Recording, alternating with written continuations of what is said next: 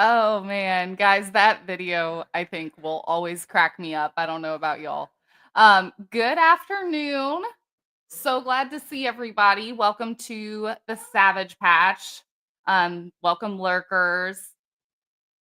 Taryn, the warden herself. Welcome in, love.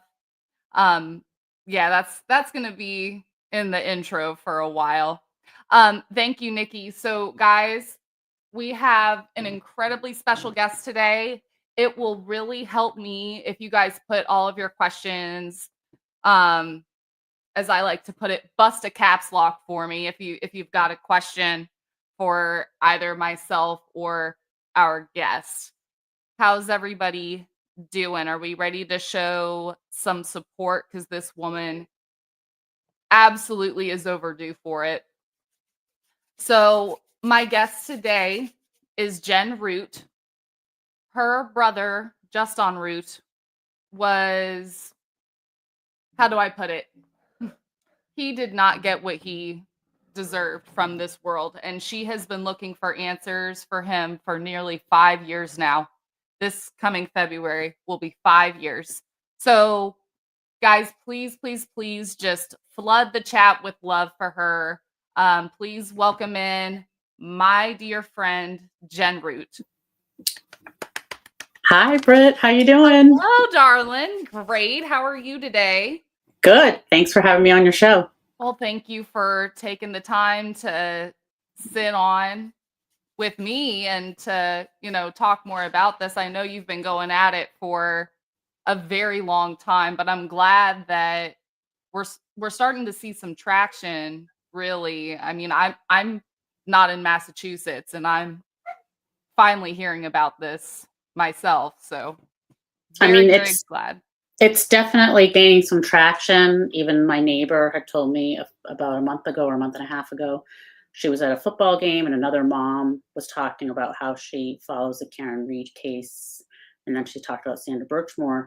And then my neighbor said, oh, my neighbor, her brother, Juston Root. And she was like, oh, no, I know about Juston Root too.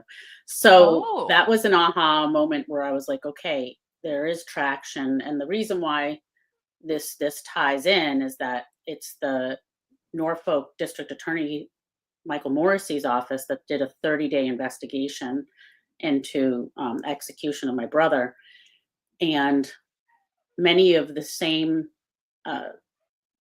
investigators that did, Officer John O'Keefe and Sandra Birchmore were also in Justin's, and Trooper Fanning was the lead investigator for Justin's death investigation. I can't even call it an investigation. Sorry. It's like no. I mean, we can take a wild guess as to how just about any investigation goes when it's done internally, right? If you're investigating yourself, you're being trusted to be extremely transparent, and it's not very often, and especially not from the Norfolk District Attorney Michael Morrissey to be forthcoming like that. I mean, we've seen that with the Karen Reed case. Am I right, guys? Pardon me. My dog is whining like crazy. I don't know if you guys can hear it. I'm just going to put him up. Give me just a second. You could see a cat come across the screen too. So gotcha. Okay, give me just one moment. I apologize. Yeah, no worries. I'll just keep talking. Yes. So I've been trying to let the public know or educate the public that when there's a death that involves police or law enforcement, that it needs to be investigated by an independent party that doesn't have ties to law enforcement. That's the only way we can get transparent, impartial investigations, and then we can get to accountability. But we can't get to accountability when we can't even get the first step right. And I always say, even that duck investigation, there was more time, money, and resources that went into ducks, plastic ducks, for a death investigation. It's absolutely unacceptable. and downright just disgusting. It is. It absolutely is. So, Jen, Mhm. um, could you talk to me a little bit about Justin's life? I mean, um, from what it's looked like to me, it seems as though you are somewhat, aside from your dad, you were kind of his next of kin in a lot of ways after what happened. So can you talk to me a little bit about what things were like for you guys during his life? You don't necessarily have to go into y'all's childhood together, but during adulthood. Oh, hey Beatrice. What's Good to going on, see you. Beatrice? We love Beatrice. We're glad you're here, love. But yeah, if you could maybe go a little bit into what y'all's relationship was like as, adult siblings a little bit before this incident. I will just back up just for a second because I think it's important for people to know that Oh, my brother and I lived in Brookline for a long time. So right where he was killed is like my brother and I would run through there to go to the Chestnut Hill movie theater. So it's a very familiar area. Um, wow. and so in adulthood, he would always take me and my family to the airport and pick us up when we would go to Florida in February. And he would help me move. I mean, he was just like my go-to person, you know. I would just call him Yeah. up, or we share the same mom and dad, so my mom needed a lot of help, so he and I would talk often about just managing what what her needs are, Mhm. and he would come over, probably not as often. I mean, I was pretty busy with like kids and you know, sometimes that might be a little too a little crazy, right, for him.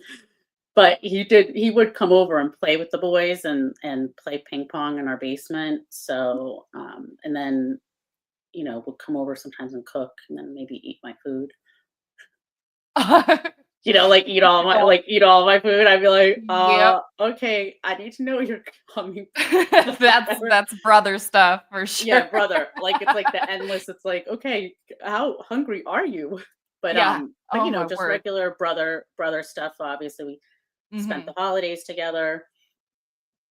Bigger birthdays, right? So I mean, Yeah. I have pictures of in his apartment from his like 30th birthday, and then my 40th birthday. We had live band karaoke, Ooh, and so he was there. So yeah, I would just say like a normal like anyone would have with a brother.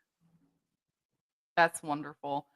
Um, so from what you're telling me then, those of you who know anything about this case, Justin was, afflicted with some mental health issues. It sounds to me like, as it is with most circumstances, there were good days and bad days, right? So, how would you say that that Justin's you said he had schizoaffective disorder? He Yeah, suffered from that? he did, and he wasn't really officially diagnosed until like later, but Mhm. um, yeah, I would say that it wouldn't even be like good days or bad days. It could be like good years, and then Yeah. some really rough patches. You know, people who struggle with serious mental illness, you could be taking the same medication, and over a certain period of time, it might not become as effective anymore. So there's Mhm. always sort of a tweaking element. And then there's also, some people have agnosia, which is they don't acknowledge that they have serious mental illness Mhm. and they think, oh, I don't need any medication. Right. And so usually the family and care providers can kind of see the road that's leading to, probably a section, but it's very hard anywhere, and especially in the state of Massachusetts, to get someone help because the threshold they need to meet is a danger to themselves or to others. And Okay. so you might not be a danger to yourself until like an hour later or whatever it Right. may be, right? So But people who have a history, it's like there's nothing really to help Mhm. here as far as laws, and so that's how I got involved in some of activism stuff and trying to pass some laws that would help families. Absolutely. Now, like what you mentioned just a second ago, do you feel, and we'll obviously have you just share the story of what happened to Justin while we're here today, but do you feel that law enforcement was adequately trained on how to approach somebody with mental illness at that time? Um, well, that's a big question. Hey, I got a lot of answers for that. So first, I just want to say that I'm not the biggest pusher for needing more training. I Mhm, think the first and foremost, we actually have to have consequences, real consequences. Okay, because right mhm. now there seems to be, my 0. experience, zero. Mhm. So we need to have real consequences. And yes, there is an aspect of training, but I focus more on accountability because Agreed. that's really where we're going to see some movement. Um, I do happen to know because of another case called Terrence Coleman, who was in a mental health crisis. His mom called for an ambulance, but the ambulance and the police came, and the police ended up shooting and killing him. Um, Through that litigation and basically tracking it, there were some documents in there that Boston police were looking at, making policies called EDPs, emotionally disturbed persons, back in, I don't want to say, I'm not sure exact years, but way before 2016. Okay. Mhm. I still don't see those policies on their My site. goodness. So I think there was a lot of resistance and pushback, which is really unfortunate because there's so many things going on, right? Mhm. The police shouldn't be the first foremost of that going on. It's like we're always trying to do the band-aid instead of Yes. working on not getting the wound. And, Mhm. I hope through, over time and putting in certain laws that we can sort of alleviate that and make sure because a lot of interactions with law enforcement across the United States end with the person being killed. Sure. I mean, it's really staggering. I mean, I don't remember all exact percentages, but just for people who were shot and killed by the police, there's the Washington Post has a database, and by the way, Mhm. that's just shot and killed. It's not tasered, choked, Wow. high speed chase. There's so many other ways in which people are being losing their lives Yeah. to law enforcement, and in this United States, it's roughly about 3 people a day are shot and killed by the police, and a lot of them are mentally ill. My So goodness. we need to help. We need help. There Yeah, needs to be help out there. certainly. And I mean, whether you suffer from mental illness or not, the police are expected to de-escalate a situation before just going right to lethal force. When I see lethal force used as a first resort rather than a last, you know, that makes me worry. That makes me worry about law enforcement as a whole and what the culture is there. So, Well, everyone should be definitely worried because mhm, I just worry about I could be any of us could be anywhere, and a mhm, situation can just be escalated and guns can be drawn like in a blink of an eye. mhm. There was some story that I'd heard about out in California. A 14-year-old girl was in a changing room, but I guess the police were chasing some suspect and they chose to shoot at him, and that bullet went through the wall and killed her. Oh, So, you know, excessive force puts us all in danger, and we don't want that to be the first line of defense. We need de-escalation. Let's get back to like helping. I'm not saying that the police definitely not all the time, okay? There are some very stressful situations and situations in which deadly force needs to be used. Certainly. But the majority of the time, it's not. And Mhm. so we need that sort of this like military mentality to dissipate because it's not it's not needed. That's not what they're here for. And I just wanted to say too that um, I did a lot of work with many other families to try to pass the Medical Civil Rights Act here in Massachusetts. The state of Connecticut is the first state to pass this law, and essentially what it is that anyone who's in a medical emergency, it's not up to the officer to hold on a second. It's not up to the officer to um, make that determination of what's medically going on here with this individual. It's just call EMS. And I think that that type of bill would be very helpful for not only just the police, but it would ensure that, you know, if you had a medical emergency or a diabetic shock, or for instance, Mhm. Al Copeland here in Boston, um, Al Copeland was here in Boston, and the Boston police took him into a cell for several hours, and he had actually was having a stroke. Oh my goodness. And so, you know, there's plenty of other instances of where it intersects. So police only have a duty. We're working on we want to make it law. And Right. unfortunately, Massachusetts legislators could do it for Nero's law, which is emergency medical care for law enforcement dogs. Mm. So if they can do it for dogs and they're holding up Right. for humans, I mean, we're working years on it, trying to get legislators to pass it. And it's just shocking the amount of roadblocks that you come into.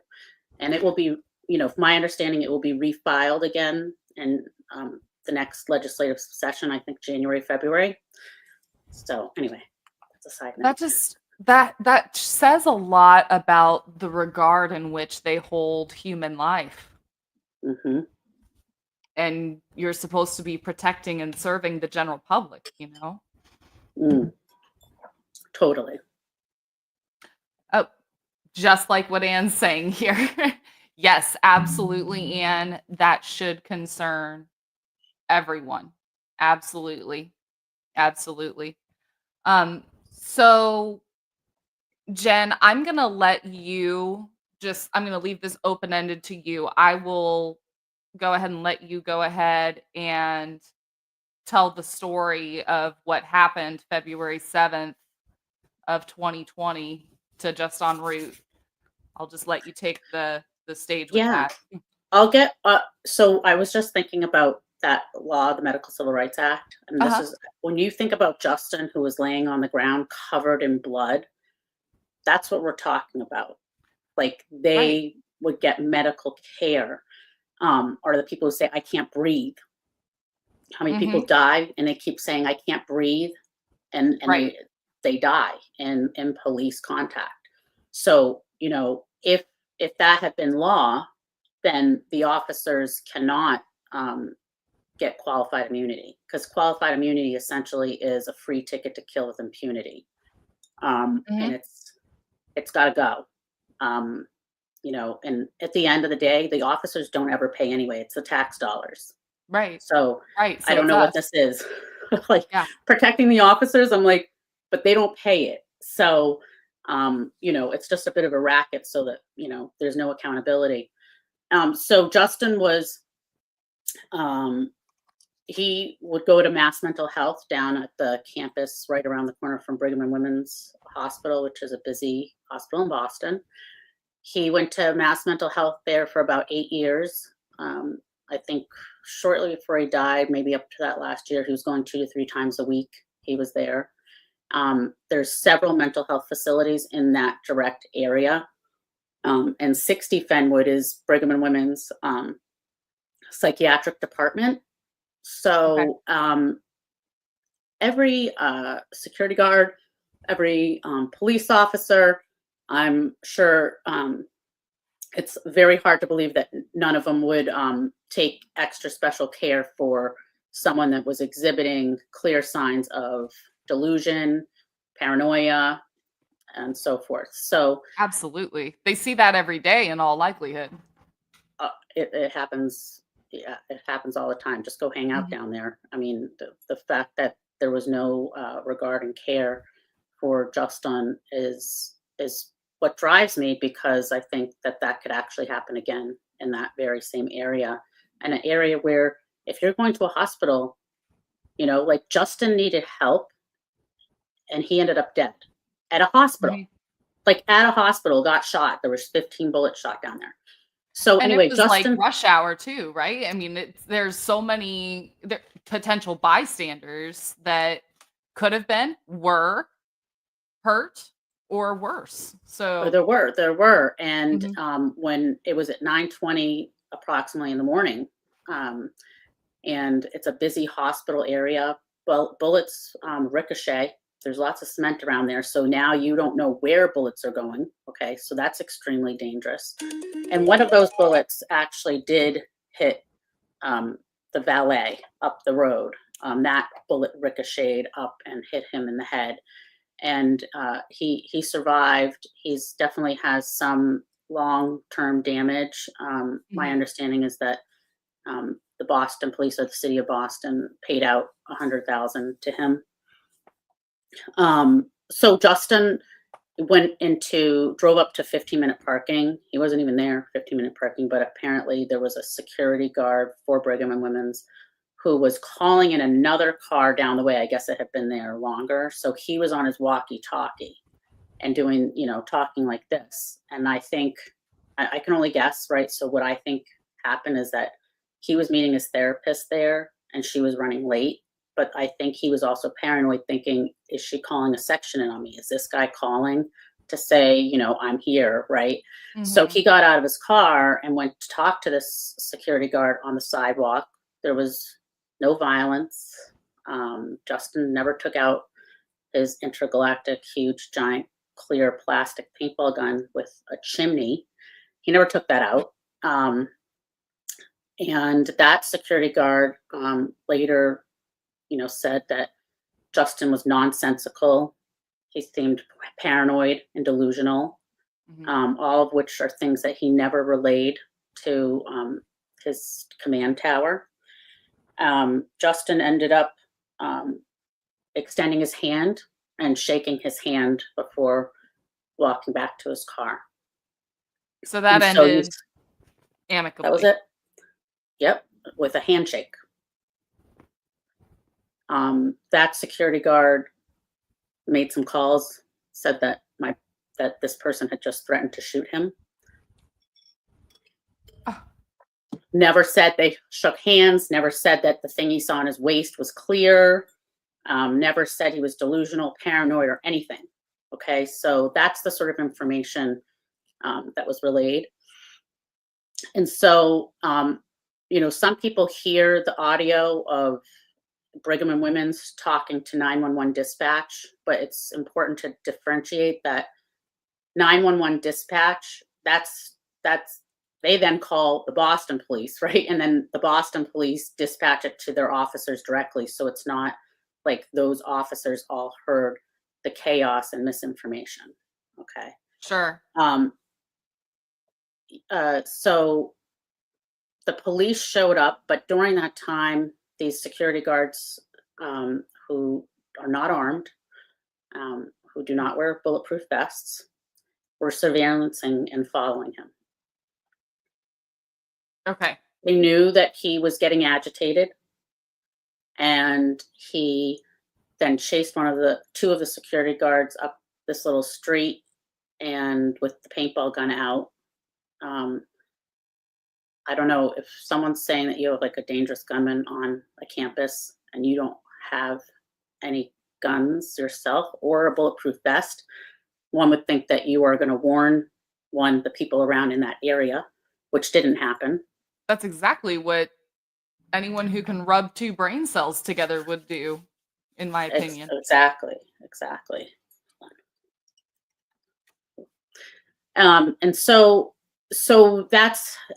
And then one of those security guards, even after being chased up, decided to go back down.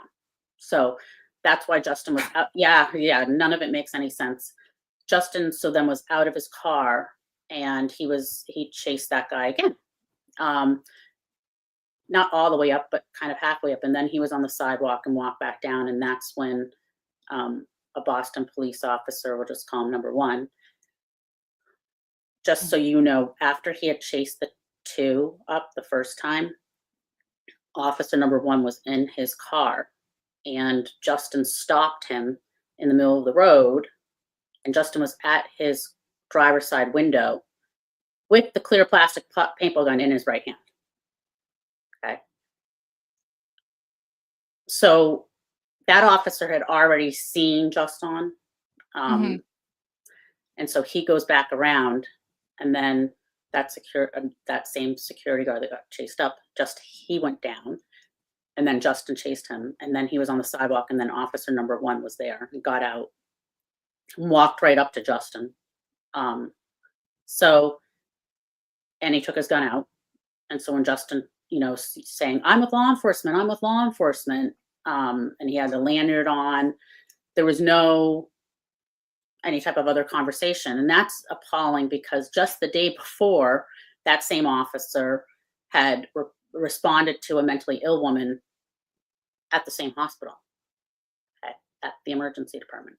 He also does tons of details there for Brigham and Women's. So he He knew knows what that to area. do. He knew what was going on.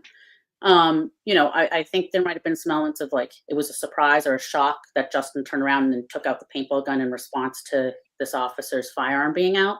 But you don't get that close to a dangerous gunman ever, because it No, could be extremely dangerous, and that goes against all of their training. So absolutely.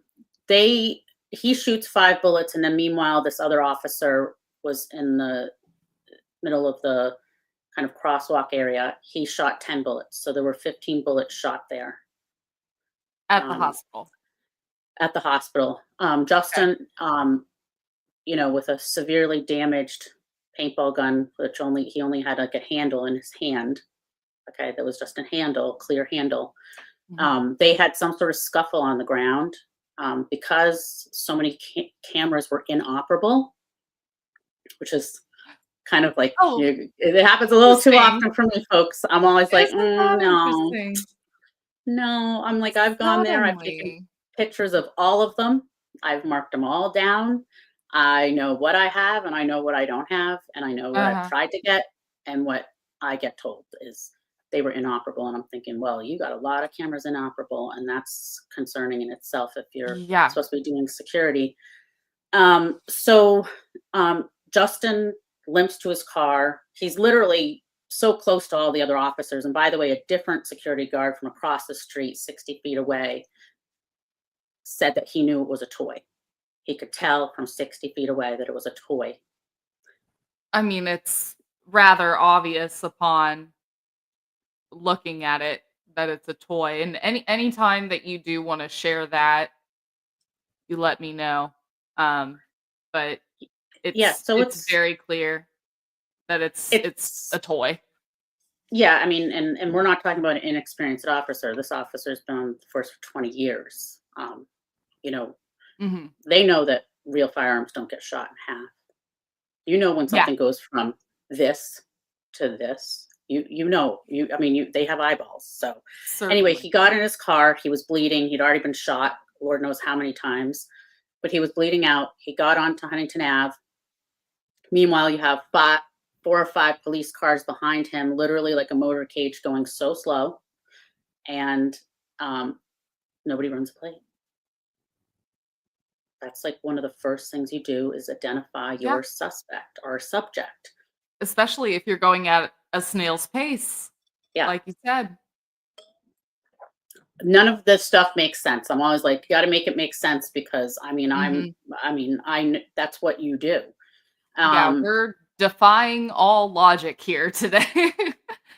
yeah, and the thing is the Boston police knew Justin. I mean, he was FIO'd, which is like that goes into their database of someone of interest that they watch.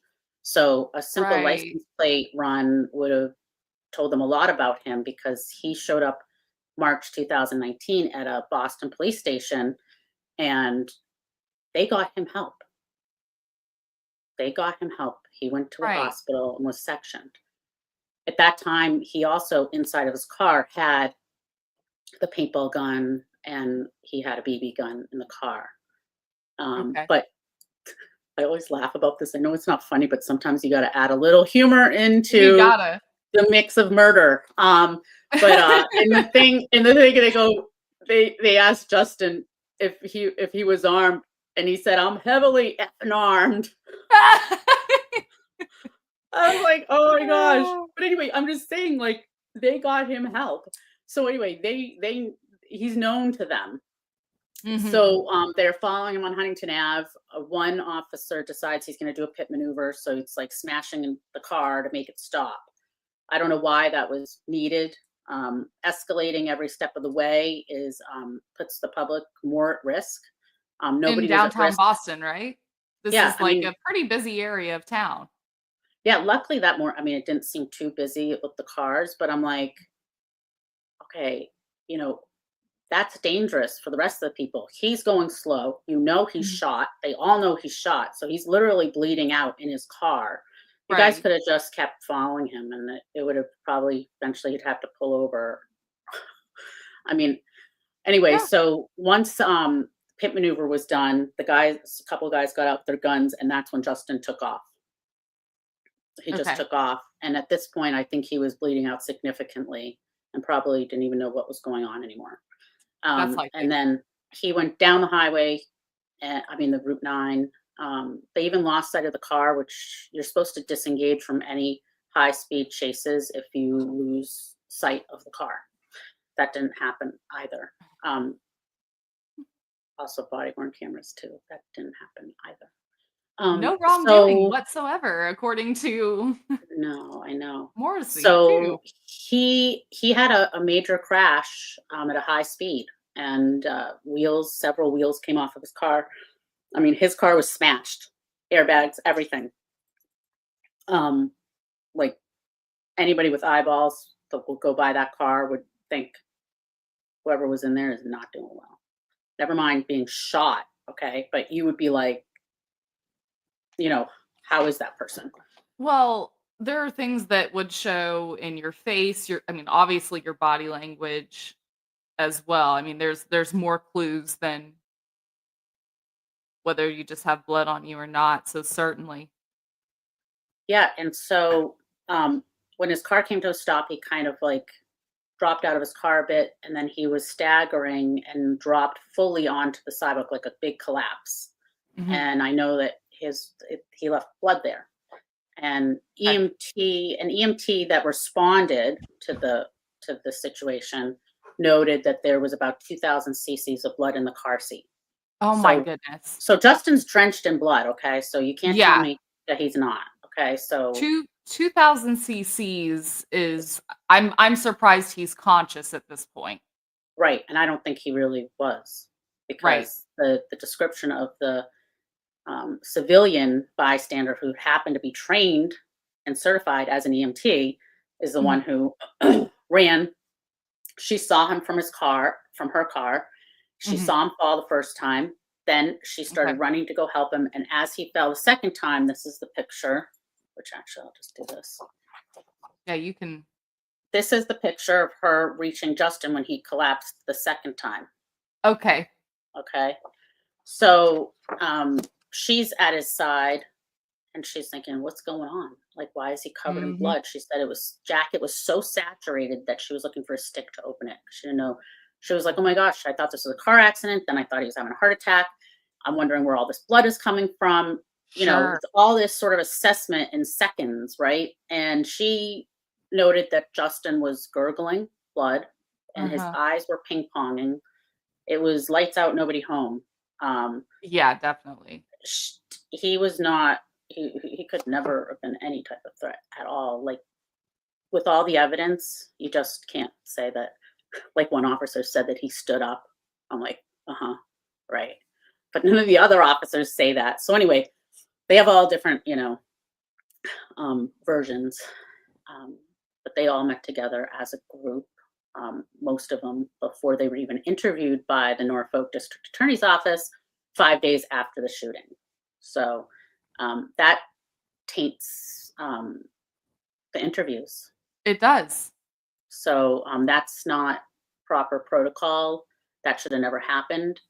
And anyway, it happens, and nobody gets held accountable for it. So what Wow. happened is while she's at his side, officers started running with their guns out. Tons of officers. Like she felt like there was like a lot, even a lot more than were right there at the shooting. But when something like that Right. happens, you could be like, seem like they were coming from everywhere. They one of them told her to run, and she did. And that one officer, the one who did the pit maneuver in Boston, then kicked Justin. Okay, he Kicked didn't him. apprehend him. He kicked him. Or he likes to say that he put his foot at a 90-degree angle to tip him over. Whatever. You frickin' took your foot to his body, okay? Because you you didn't want to Because tackle him that's because he's okay. covered in blood. But well, he probably didn't want to tackle him because he's covered in blood. So that Oh, particular right. officer actually shot 10 bullets there. So he's excessive all the way. Ugh. And then five of them, and one of them off from the side. The five kind of went semicircle around him from 5 to 6 feet away, and they shot 31 bullets. So 31. he was definitely. So I see this, Patricia. I mean, the description of the dire condition that he was in is he was incapacitated. He Mhm. could not speak. He could not stand. He was Yeah. gurgling blood. Can't And see these straight. officers, this thing to you was she was not afraid. She was at his side. I mean, at his side, trying to help Mhm. him. And that's what we got. We got someone who so the one that was closest to Justin, and that's this. I'm like, this guy right here. That's the officer from Boston. I mean, they're literally on top of him. You can see the mulch area. They literally were practically on top of him. And the officer from Boston was there, and I think he should not have been anywhere near the situation because he had already shot his firearm in Boston, and he probably had a lot of adrenaline going, Sure. a lot of "I'm Mhm. gonna get you, comply or die." Yeah. And that very officer, after the shooting, he said, "I killed the mother F. I emptied my magazine on him." Like bragging about it. He was just saying it like he was like, "Yeah, I killed the motherfucker," like. Jesus. I mean, listening to all the body worn camera, there was only one body worn camera that was recording during this, and it just happens to go dark just before and during the shooting because of where this officer, if you put it too much over here and you come out and put your guns like the way that they're trained to, you're Uh-huh. covering the camera. And that's what I have a problem with Oh. too across the board and across the country. There needs to be specifics about placement, Right. and it can't just be an obstructed area because apparently this person puts it over here, you take out your arms, you're covering it. You can't So see anything, right. you know you have to be specific about where you're placing it. So there's no body worn camera footage. A lot of them turned them on after the particular officer from Boston lied about his body worn camera. And then he's seen in someone else's footage tossing it into his car. He also lied under oath too about it. And so it's appalling to see how the courts, the judge, it's like they don't blink an eye. But if it were you and I, it'd be totally different. It absolutely would. And And as it should, as I would expect it to, but I also expect the same standards. yeah, I expect more. I expect them Mhm. at a higher standard because they're there to Certainly. serve the public, and it's our tax dollars that are paying them, and Mhm. and they're not fulfilling their obligation. Right. So, and then let's see.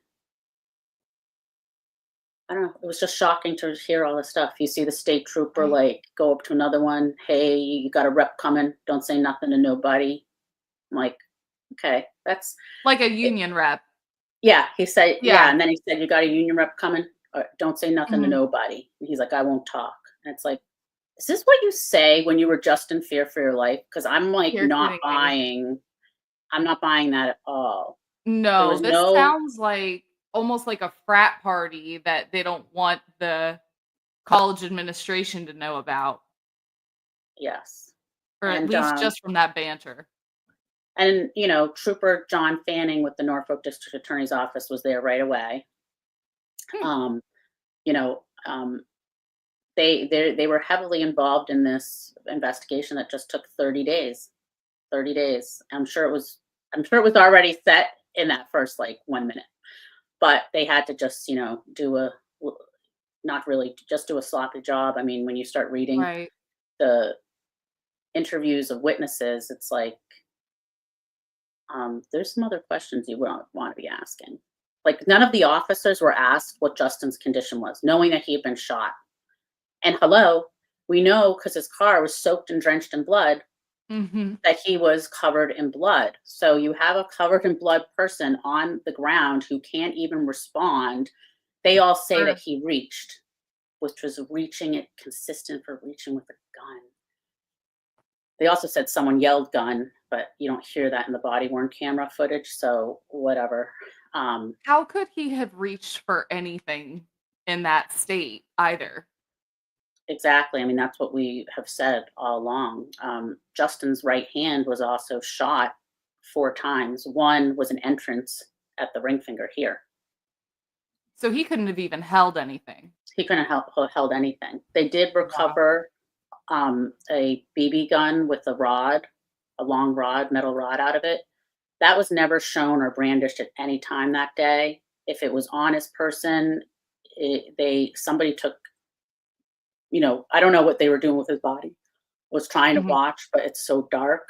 Um, but the state trooper seems to eventually find something, right? And then he takes this thing and he tosses it at random into the mulch. And he also is like, suicide by cop. I'm like, okay, really? He literally was there like in 2 sec. By the way, like he arrived in like literally 2 seconds, like the shooting started. Began So firing. Uh-huh. yeah. So then you have all these investigators and Trooper Proctor who spoke with my stepmother that day and said that my brother had shot someone at the hospital. And by the way, none of those officers knew that anyone had been shot at Brigham because I listened to all the body worn camera footage of people responding in their cars, 9:32 a.m., which is 2 minutes after Justin was killed. That's when it was announced on the radio to the officers. So at So that time, they as can't far as say they he shot knew, someone in Boston, right. like you can't say that because that's not true. You didn't even know.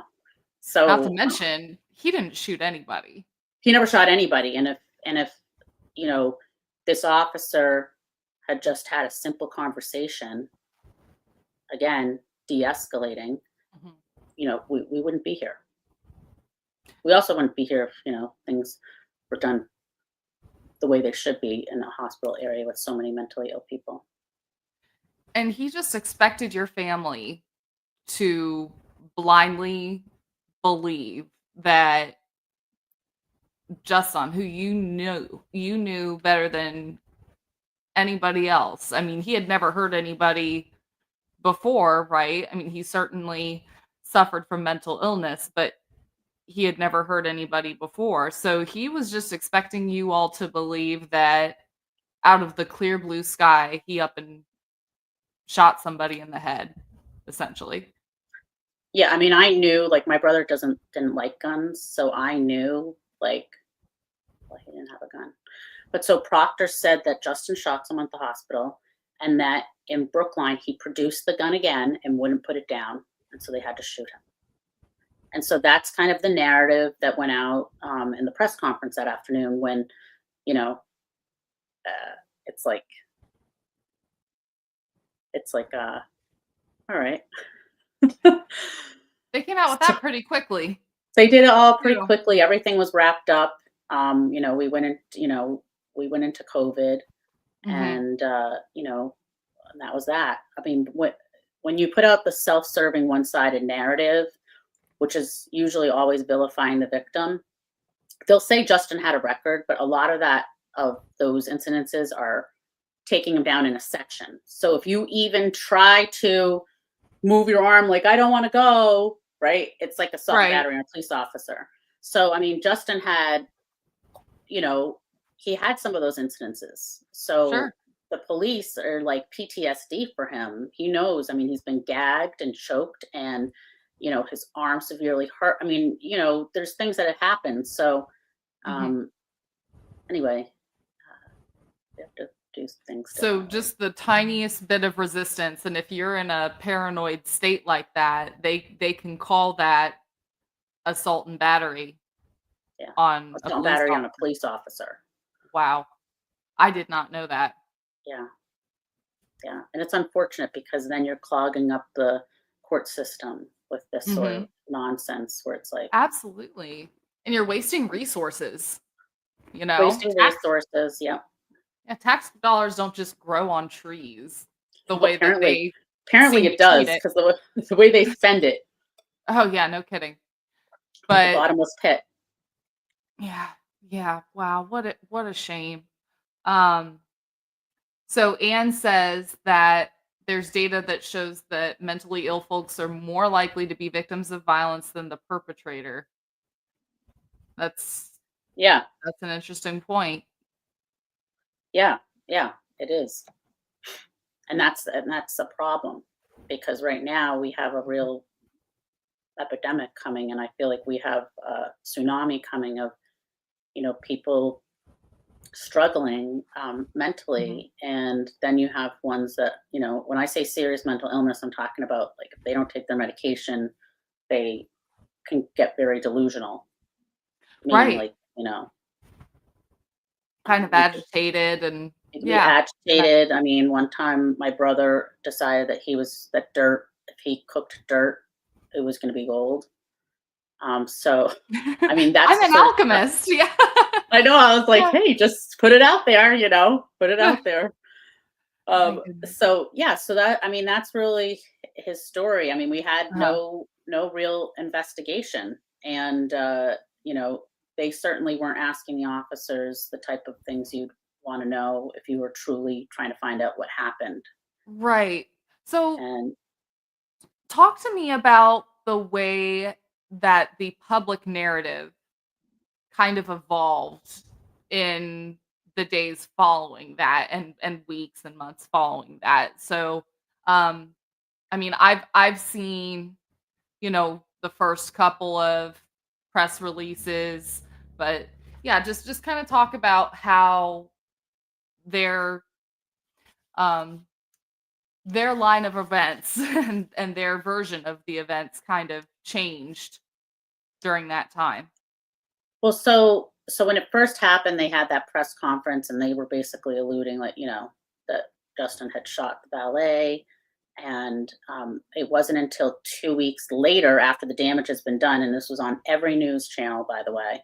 I mean, I had news trucks at my house. I had to put up signs. Um, it was all over. It was huge. I mean, it looked like maybe 80 police arrived just at that scene. I was like, is this the marathon bomber? I'm like, what the heck is this? Right. This is a mentally ill person. What did he do that day? But this is the thing, because of what the public was told, and it's never been corrected, really.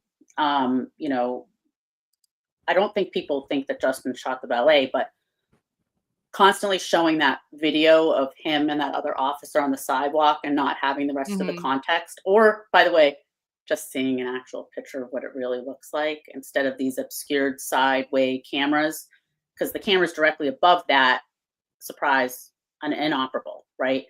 So it's like, Absolutely. okay. So 2 weeks after, they said, one of the police officers' bullet ricocheted and hit the ballet. Yay, we Okay. already knew that. I mean, they knew that day. Come on.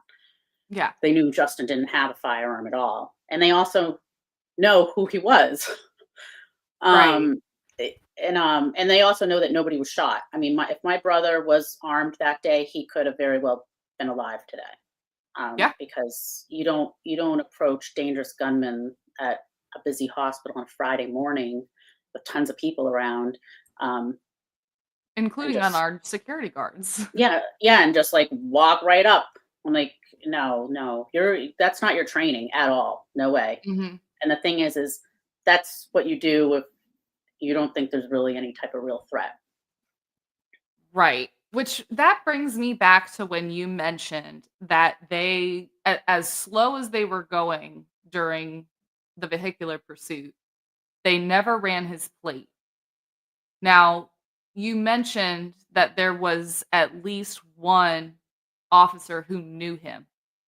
So, do you believe that it was intentional that they did not run the plate so that they could have some plausible deniability as to his mental illness? So just to be clear, when I say that they knew him, it means like the Boston Police Department knew him. Now, there Right, wasn't okay, one particular officer that I know of who okay, actually might have interfaced with him. But it would have been, I mean, they purported that they didn't run a plate. okay. And how can we ever prove if they did? I mean, it's all Mhm. they hold the evidence. You get what they want you to have. And then, you just fight for the rest of your life trying to like correct the narrative and correct the story and try to get some accountability in a system that clearly makes it nearly impossible. Right. Yeah. Unbelievable, unbelievable. So, has there been any kind of public justification on their end as to them not giving an accurate version of the story at first? Have they in any way tried to justify that with the public? I mean, not that I know of, but I mean, they're just basically like, this was a split second decision. This officer, this was happened so quickly, in which it did. It did happen quickly, but why did it happen quickly is really kind of the question. Sure. Um, and why did it happen so fast? Um, I don't know. I mean, I don't know what.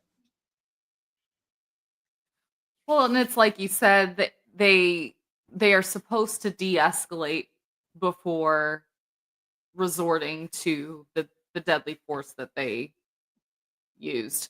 And did you see in any way any kind of conversation that they attempted to have with him or anything? Did they arrive and try to talk to him, or was it just an immediate show of their arms?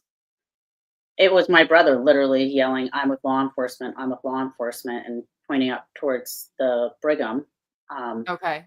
and then he turns around, and that officer had closed the space with him and got 36 inches from him. And you can see he doesn't even hold his gun like a normal, where you're supposed to have a stance. It's like he goes Mhm. up to him kind of like this, and it's like, are you trying to take your hand to like hit? Like what is going on here? That's It like a doesn't. gangster pose. I was like, you're like this, and you have your other hand out, like you're gonna try to tap it out of his arm. I'm like, what is this? But the Oh, thing is, even all over the news, it was win what is it that win stupid prize like play stupid yeah, games, play win stupid stupid games. prizes. What do Mhm. you expect? You took something out. You took a gun out on an officer, and part of me is like, okay, I can understand that, but once you actually know all the things that, if you really look at the things and also realize that you don't have, the public didn't have an actual picture of this, so this looks like some big dark black firearm, and but once you have all the different pieces together, you're like, okay, that does not make any sense. But I can't fault or blame the public for you know prior to this, I probably would believe most of the stuff that I heard on the news. And Right. now I actually question everything Well, you because can't. now I know that it's you can't even try to correct the narrative. It's like even NBC came and did an interview, and then they did a really short, 3-minute thing on something called Commonwealth Confidential, and it's Mhm. like You showed the shooting or the my brother taking out his paintball gun on in response to the Boston police officer with his firearm out, but you don't show the video of of Brookline when he's on the ground. You don't show them a picture of Right. what the thing looks like. And I had a real, long email just to like describe and say to him. And he also said, I said, my brother was shot 36 times. Okay. The public was Mhm. told 26. They didn't include the 4 shots to his right hand and the 1 shot to his left hand. And they didn't include the 5 grazed shots. So those weren't included. And he just stuck with what Morrissey had said. And he said, well, that's what's in the report. And I said, what I gave you have the medical examiner's report. And I said, and this is the problem. The media is just taking what they say Mhm. and will not put out what, even if you have the proof and things, they still will just do what they put out. And that's why, like, I don't even watch mainstream media anymore because I'm like, what's the point? Right. If you're only going to do one-sided narratives and then you're not going to correct it, And just be like an extension of the very institutions that you're supposed to be calling out, right? you know? And the thing Okay. is that I get that, they probably, so like if you cross them, right, you're probably not going to get the latest news stories or any of the stuff that happens. So it's kind Sure. of a catch 22. That should be another thing that changes. There should be something put in place that, there it's easy it's and maybe there is, but I don't know about it. It's like, same access for everyone Mhm. no matter what. Well, from So you what can't have we've retaliation. right, right. Well, from what we've seen in the Karen Reed case, I'm gonna say that in Massachusetts, the answer to that is probably not. There's really not a whole lot in place protecting journalists and the press. So, Yeah, yeah, exactly. I'm gonna say probably not. So, you've mentioned Morrissey. Um, there seems to be a lot of overlap here with the Karen Reed case and the Sandra Birchmore case. There seems to be a lot of the same players here. Now your incident obviously happened first. So upon hearing about Sandra Birchmore and about Karen Reed, what was your reaction to kind of hearing some of those same names come back up again? Oh, I was like, question everything. Yeah, Yeah. it's so, I Justin happened on February 7th, 2020, and then you had Sandra Birchmore February 4th, 2021, and Mhm. then John O'Keefe January 29th, 2022. That's a span of 24 months. Yeah, it's all And within a year so, together.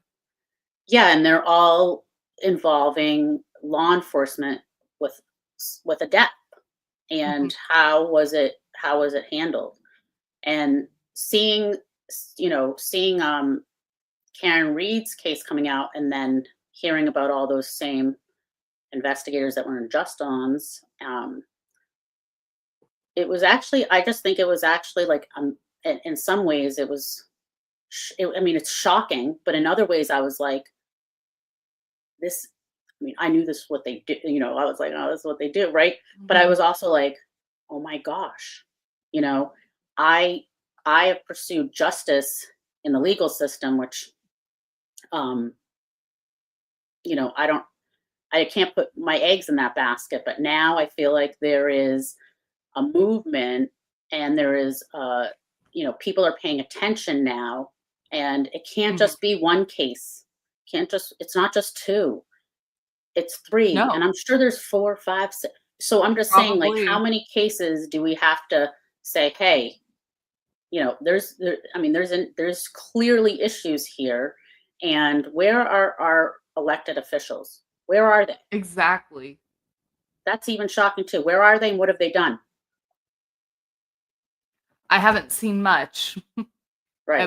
at least not from down here in Florida, but, um, I will say if I were in your shoes, which I can't even imagine going. I mean, we're almost at 5 years now, and it seems like you probably feel like you're the only one who has been looking for the truth about what happened to him, but upon finding out, that some of these same players had something to do with the investigation of Sandra Birchmore and the investigation of John O'Keefe, um, I would almost look at that not as a relief, but as some kind of verification that you're what you have been asserting this whole time Yeah, isn't just something out of the clear blue sky, so yeah, I mean, I know a lot of the truth of what happened. They know a mhm, lot of what of the truth that happened. But there was no pursuit of the truth, and if we can't have the truth, we can't get to accountability and we can't get to change. And so amen. that's really where it's at, is that we need that change and we need the accountability. Um, we have to have that, or our system is going to fail in a lot of ways. Mhm, I always knew from the get go that um, the investigation was only interested, to me, in my opinion, in exonerating the officers. So I yes. remember, I always say this too, because I remember exactly where I was, where I had to call my lawyer and say, is this is how they do the interview? This, I'm They were like, all I was in together, right? shock. I like literally stopped and I was like, well, they were in the same building, right? And we have the different times, but that's Uh-huh. not, they met together. Most of them met together as a group before that day, like days before, um, Yeah, and and talked guys, about it. that's And not talked about normal. it. No, it's not normal, but it happens. It happens quite often. If now that I know lots of other families throughout the United States, we're not alone, unfortunately. And I think that that's what, you know, I've always known that it wasn't an investigation really, but always wanting to get the truth told. And it's kind of like a catch-22. I obviously wish that nothing ever happened to Sandra Birchmore, or nothing ever happened to Officer John O'Keefe and to Karen Reed. But in some ways now it's like we're not alone. We're not That's right. alone anymore. And it's like none of these cases are like in this lonely corner where you're, you know, Yeah. it's the stronger together, um, Mhm. that we have to focus on and do, because it's going to take all of us and more of us. It's going to take us educating the public and getting more people power, for us to get our politicians to move the envelope. Absolutely. So, speaking of us, obviously a lot of us out there are wanting to help your family as well as other families who have gone through similar things.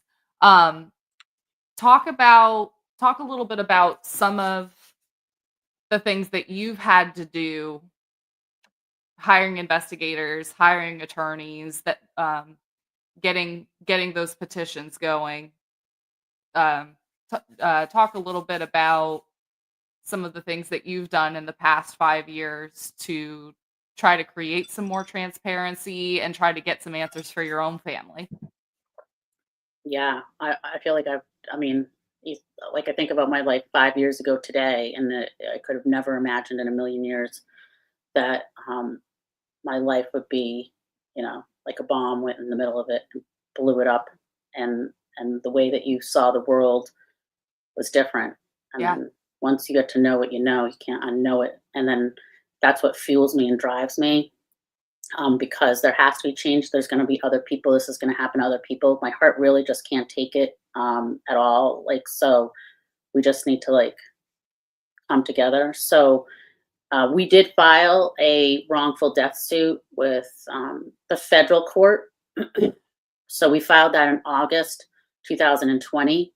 And it's just been an uphill battle ever since. We definitely had to hire several different law enforcement experts, because, one that you hire is like, decides he can't do it anymore. Another one's like, oh, he was going to do it, and then he decided to go back to work, and there was a conflict, it's just like all these different things happened. So Right. we've hired, we had to hire someone who did uh, an independent autopsy. It's extremely expensive.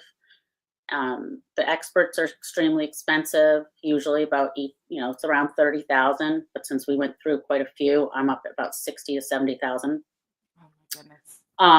And then, you have your, then you have a private investigator. Yeah. That's tons of money. Then you pay for the depositions, and each deposition could be anywhere from $1,200 to $2,000 each. So there's a lot of expenses. Our lawyers, it was taken. If we recover, they recover, but the family has to pay for the expenses. Right. So that's what we've done. Um, our case got dismissed through the regular federal court because they don't think that there was a real dispute of material fact. So the real dispute of material fact was Justin reaching. We say there's no way he could have been reaching. With what hand? And even if even if he did, right? Mhm. There's no way that someone could think that he was a threat at Right. all. Like He's at on the all. ground. Yeah, he's on the ground covered in blood. You just had a woman at his side. I mean, she's not afraid. I mean, Mhm. you get so close, you also ignore all your training. That's not what you do. And so so they basically said there is no dispute, and therefore, this was reasonable, right? So they look at things as reasonable. With the totality of the circumstances, was it reasonable the type of force they used? I say no, and also the No. totality. I always tell people now, I go, what the totality of the circumstances are? They're the officers' totality of the circumstances. They're not thinking Right. about Justin shot and covered in blood. They're not thinking about the massive car accident. They're not thinking about him on the ground. Mm-mm. They're Like, not thinking about that third party bystander who, right. you know, took a Yeah. bullet. And the First Circuit Court like summed her up to one freaking sentence. I mean, there's just like it goes on and on and on. Mhm. So we went, it took a couple 2 years. Then you go to the First Circuit. It takes, I don't know what it took, about a year and a half. We lost in the First Circuit because there's 3 judges and 2 is the majority. The 2 that are the majority here in the First Circuit Court, they kind of have like a trend. I don't know. I've looked at some, other police cases. You can't get through those 2. They're just not. They took summary judgment. So summary judgment happens in cases where you collect all the information, all the evidence, and then you present it to the judge to say, "Hey, we've got all this stuff. We don't need to go to trial. We shouldn't go to trial because there's nothing to do." So the Boston police in the city of Boston and the state trooper, they filed for summary judgment. And so the judges gave them summary judgment. Okay. So, but this is the thing. If you have a dispute of material fact that could change the outcome, meaning when you have a jury and it's all presented in front of a jury, and by the way, all the stuff that's presented to a jury, they're going to have questions and they're going to Amen. see what we see as the public, right? And so they took that away. So they ignored basic, long-standing summary judgment standards and denied our case and essentially dismissed it in April. So right at that time, it's like Karen's case was starting up, up, Yeah. and it was actually an intersection of a great time because I was absolutely devastated when I got that news. Sure. So just there's one judge that saw everything that we were making, the points that we were making, and she wrote like a 34 or 36-page dissent saying she does not agree with those officers. She sees significant issues with credibility. Yes. Hello. Hello. We've got, there's just so much stuff like it's shocking. And then you're just like, oh my gosh. But I was devastated. But then once Karen's trial started and these other people, the names, seeing Yuri and, Mhm. all these characters. I almost felt like, wow, this is happening at the exact same time when I'm able to like be more, vocal because my case is not active. Um, That's and it great. and it intersected at that time. So like if this happened 2 years ago, I wouldn't you wouldn't I wouldn't be talking with you Right. because I would have to be quiet. So what we did though is we did file with the United States Supreme Court, and so that was filed in on September 9th. Just so you know, just to file it and have all the special, you know, formatting. It was definitely 4,500 to 4,700. I don't know the Oh exact my remember word. the exact number, but it's close Just enough to to get it 5 filed. Gs. And I just got one today for 1,500 for our for the reply brief that we just filed in response to the officer's um, response, right? So we Just filed to turn in petition. papers. Yeah, just papers. Yeah. So And that's why, Jen, I'm gonna go ahead and share the QR code to donate toward the cause of getting some answers for you guys. We can definitely keep chatting, but I'm gonna go ahead and pull that up here. 1 second. and I want to say while you're pulling that up, we have a website, Juston, so it's JUSTON root, so justonroot.com, and there you can read more about the case, but you can also click there to sign the petition for an independent investigation, which goes directly to U.S. Attorney's Office Joshua Levy. We want to Okay. just keep reminding that office that, hey, here's another case too, that you should be considering. And so, yes, so everyone who does that, that would be great. And I appreciate it. And I've already oh wow, hang on, it's giving me all these password things, but just to be able to share it. This is ridiculous. I'm gonna try and see if it's too small, I can share this, but let's see. And also on the website, on the first page, if you scroll down, there is the link that I just recently put up. Uh-huh. Because this whole entire time, a lot of people had always asked, do you have somewhere we can donate? And I haven't ever done it, but there's some more bills that have come along. And so I'm sort of out of resources. So I did get it going. So Very, very good. please And share, please share. yeah, And please do. And let me put the link in the chat again. There we go. Fantastic. It's so small, I'm sorry. that's okay. Um, Just go to justonroot.com and yes, just scroll down and you can see there's a link there. Oh, look. Okay, you put it in the chat. There I you did go. put it in the chat. Would you Yep, be able to just drop the link there too for the independent investigation, please? absolutely. Thank you. Are you talking about the petition? Yes. Okay. Not to be confused with the petition we filed with the United States Supreme Court, which on the website too, there you can see some of the court filings. Absolutely. I'll drop the link for that in there too. And also, like, we have a Facebook group. I just tell people join the Facebook group. Just look up Justice for Juston Root and join there, so that there will be more information for different things that come up that we'll share there.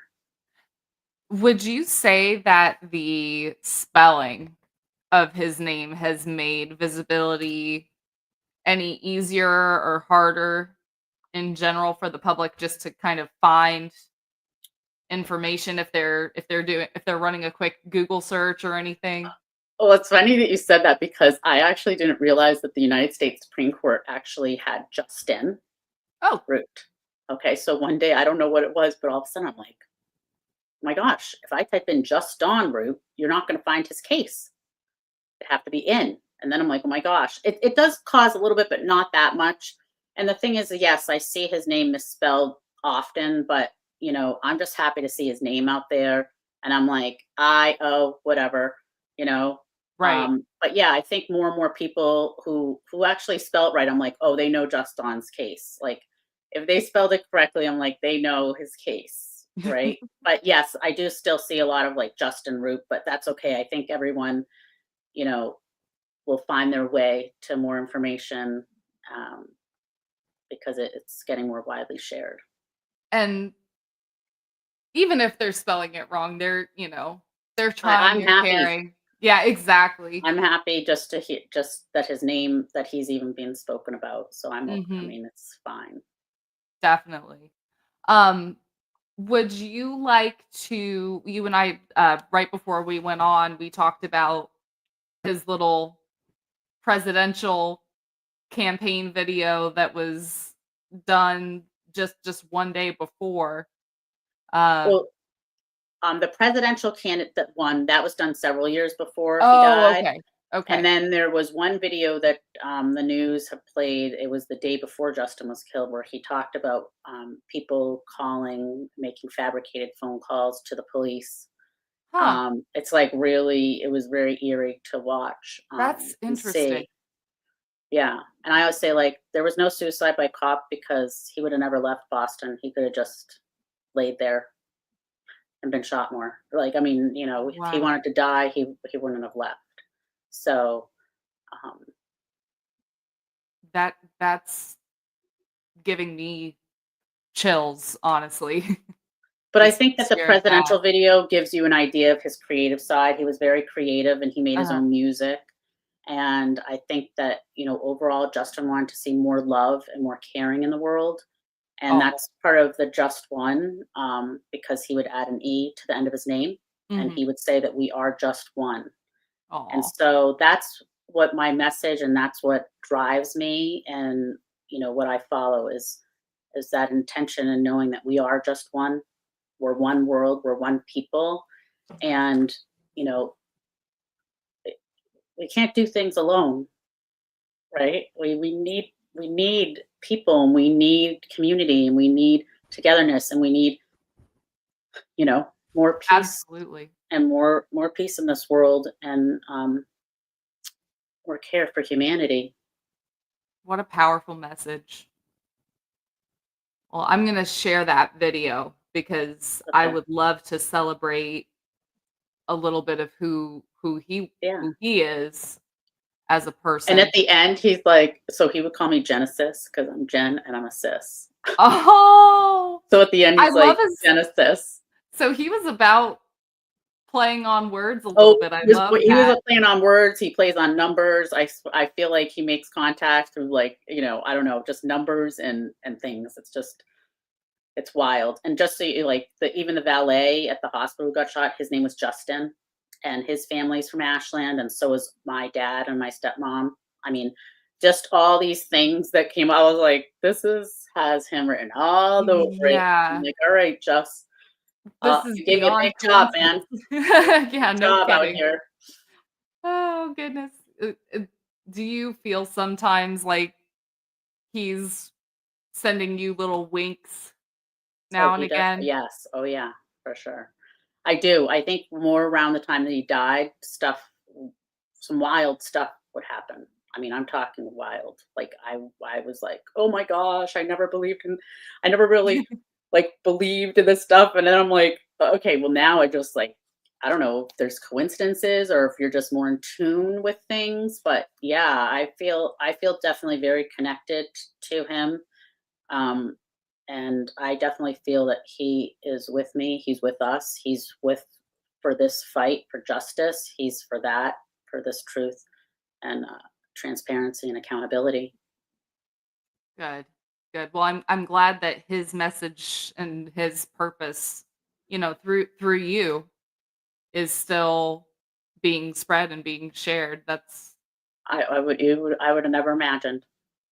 he wouldn't have had it, probably many other ways. I think my husband's coming home. I'm gonna mute my camera while we turn on this video. I mean, I'm going to mute my Okay. mic while we do this video. Okay.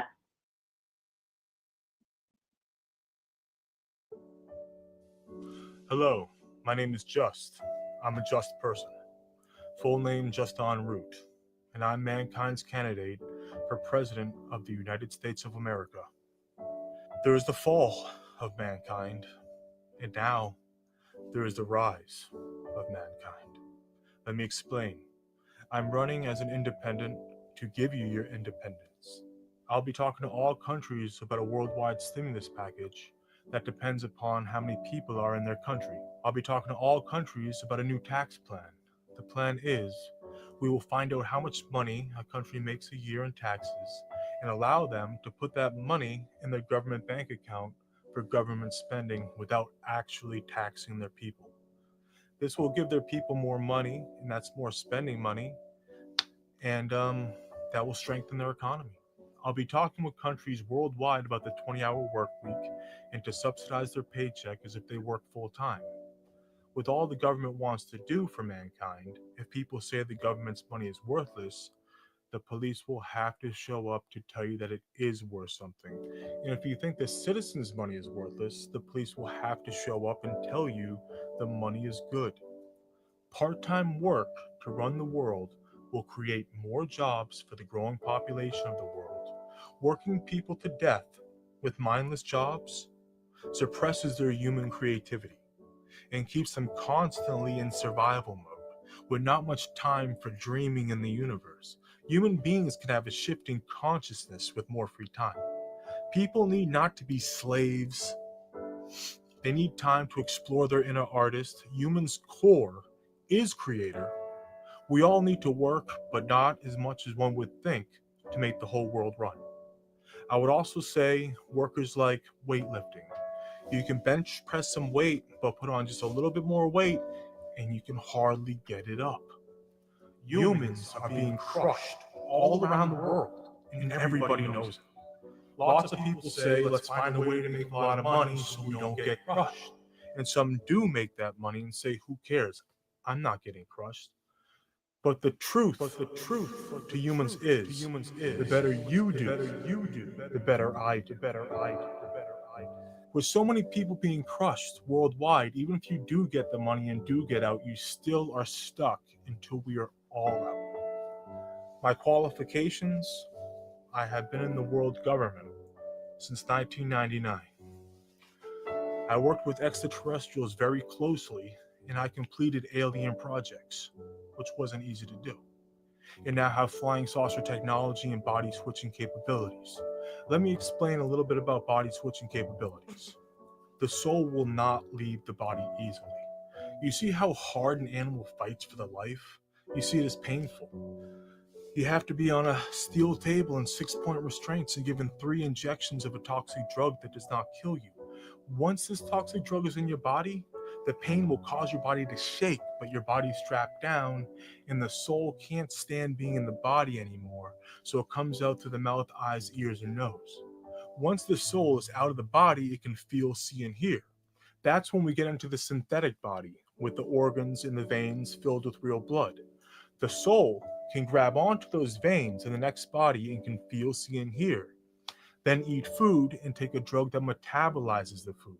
And slowly, the body will start to become more organic the more food it eats. The Octonina extraterrestrials left Earth and gave me this technology for proving my dedication to them.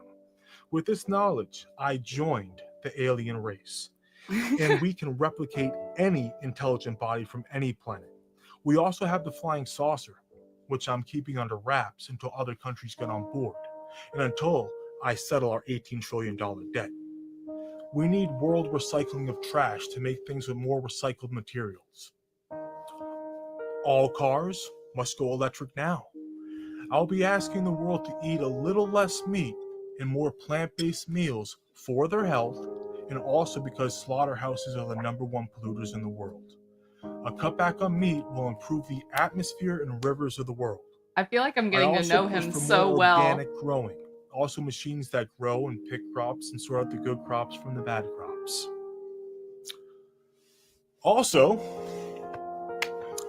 we have a plan with a light gravity on the moon that we will build an amusement park on the moon for the people of Earth to enjoy. We will also have the Mars Project to re-stimulate life on Mars.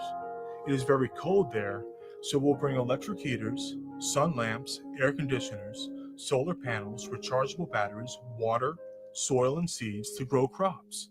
And we will help grow the living organisms on Mars, like sperm, into beings. Sorry, guys, I didn't know that was a Yoptunina and I understand the trigger word we warning. call Garishma. It means I've detected the blend between dreaming and reality. It doesn't happen all the time, but dreams do blend with the awake world. I am just en route. Nobody knows how life itself began. It was just on, and that's the root. My father, Evan Heaven. My heavenly father. My mother, Mother Earth. My sis, Genesis. This is just, and this political campaign is about the rise of mankind. I don't have much money, but I have a history that is worth all the world's money. Therefore, I ask you to donate to the Just campaign so the whole world will get to hear the message, unless you want a president who is not just. I would like to say, God bless you, God bless the world, and God bless the United States of America. Salute.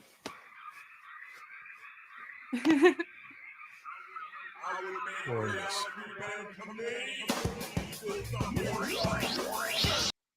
So that was the creative project that he did. What an So that's interesting person. I mean, there is no recreating someone like that. yeah, some of his conversations, yeah, but that was something he did with a few friends, and they did a pretty good job. I mean, they did studio stuff, and anyway, they came up with all that. And he wrote all of his own music and lyrics, and then rapped them. So he has a song called DNA Terrorists, Uh-huh. and then a song like Everything Is Backwards, which I listened to a lot when he was killed, because I was like, everything seems backwards. So Yeah. absurd. I mean, Suddenly this is resonating with me. yes, I mean, he's just I always call him poetic, Mhm. and always Definitely. making connections. And he would listen to so many people, and he had so many friends from different walks of life. Just very dynamic. So, yeah. Here we are. Well, you were robbed of a very, very interesting and it sounds like a very kind and generous person. So I'm Yeah. so, so sorry. Guys, if before we wrap it up, because I know that I'm keeping some of you from the Turtle Boy hearing and, all that stuff. If you have any questions for Jen or anything you'd like to say to Jen, please put it in all caps. It'll make it a little easier for me to find. I'm gonna kind of go back up in the chat and see if there's anything that I missed that you guys would like to ask her. Yeah, and how does the Twitter thing? Do people ask questions on Twitter? That's a great question because I just started doing that. I can tell there's a little icon in the chat if they're from Twitter. I just Okay. don't know if anybody's watching on there. I think we have all YouTubers right now. Patricia would like to know whether the security guard that we discussed earlier um, s- still has their job or kept their job after that incident, or if there was accountability there. I know of zero accountability. And when we had, because just so you know, the valet, they sued my brother's estate. So not only was I doing the wrongful death suit, I also had to fight that lawsuit. And they actually dropped Justin from the case because of all the stuff that was uncovered, or at least that's what my impression was. And so at that time, nothing had happened. I believe all those security guards still work there. And the next question is have any of them been retrained? I don't know about that either. And that's very concerning for me. And Yeah. that's something that I want to make sure that we get those type of answers at some point. and comments that, first of all, support for your family is long overdue, but the police, yes, this is so unfortunate. They got to release their false narrative and sway the court of public opinion very early on. Absolutely. And thank you for being here. Let's see. Any others that I missed? No, no others that we missed, but, Jen, I do so much appreciate you taking the time to share your story. I'm sure you've done it so many times, but we're gonna keep spreading this message that you're trying to get out. Now that we have a fundraiser set up, guys, I have put it in the chat, but I'm gonna go ahead and put it up here as well. I haven't Okay. figured out how to do links yet. So I'm still learning a little bit of the technology of doing all this. You're only my third guest. So I'm still working on all this a little bit, but I'd love to have you back on another time very, very soon. We would love to stay up to date on this channel about what's going on with your pursuit for accountability and transparency. So we will be checking in with you again very, very soon.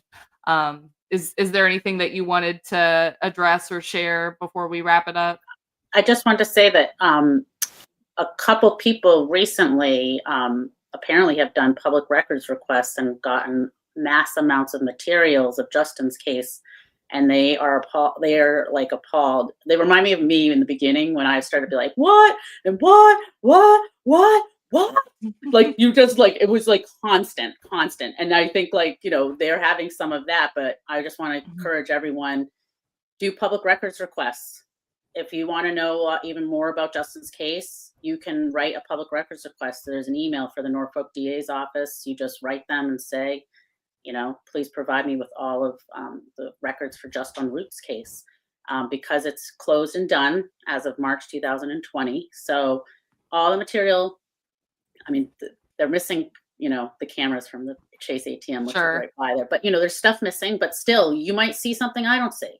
Right. See, I think that's what happens too, is that, more eyes on it, we can uncover more, and that way have a lot more material to emphasize to our elected officials that action needs to be taken, and we can't let something like this unchecked. And I want to say thank you to all the people watching, and I really appreciate it. And I will keep telling Justin's story, because the truth matters.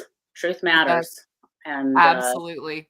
And they can't hide behind the ongoing investigation excuse anymore. Correct. And they can't take the truth away. So right. It's like a blessing in disguise almost. So, all right, yes. Jen. Well, all right, thank you. Oh, absolutely. I hope you enjoy the rest of your afternoon. Thanks so much for coming on, and we will be in touch. Sounds good. Bye. Bye. Take care.